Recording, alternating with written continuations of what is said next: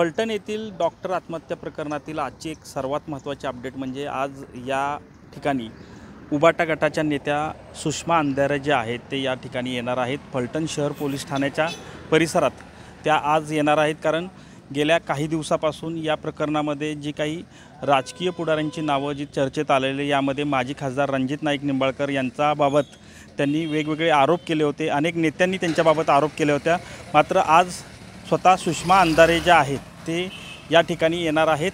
खरं तर आज फलटण शहर पोलीस ठाण्याच्या हद्दीमध्ये आपण जर पाहिलं, या ठिकाणी पोलिसांचा मोठा बंदोबस्त जो आहे तो लावण्यात आलेला आहे।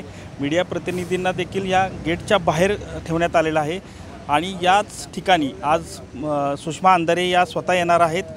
त्यांनी ज्या ज्या लोकांच्या बाबत पुरावे या प्रकरणामध्ये सादर केले होते त्या लोकांना देखील या ठिकाणी त्या घेऊन येणार असल्याची माहिती समोर येत आहे। याबाबतच आज उबाटा गटाचे कार्यकर्ते देखील या आंदोलनामध्ये मोठ्या प्रमाणात सहभागी होणार आहेत आणि सर्वांनी या ठिकाणी सहभागी व्हावे याबाबत देखील त्यांनी एकूणच सांगितलेलं आहे। एकूणच माजी खासदार रणजित नाईक निंबाळकर हे देखील आज संध्याकाळच्या सुमारास खुली चर्चा त्यांनी ठेवलेली आहे आणि याबाबत जे काही आरोप आहेत त्यांना आरोपांना देखील ते उत्तर देणार आहेत।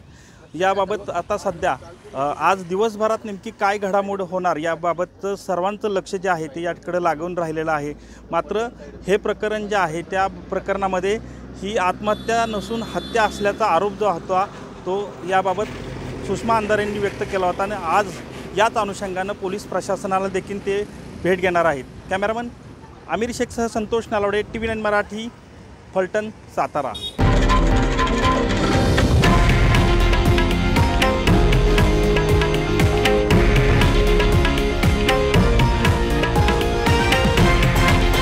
हे आहे देशातील नंबर 1 न्यूज नेटवर्क आणि आपण पाहत आहात TV9 मराठी, एकमेव।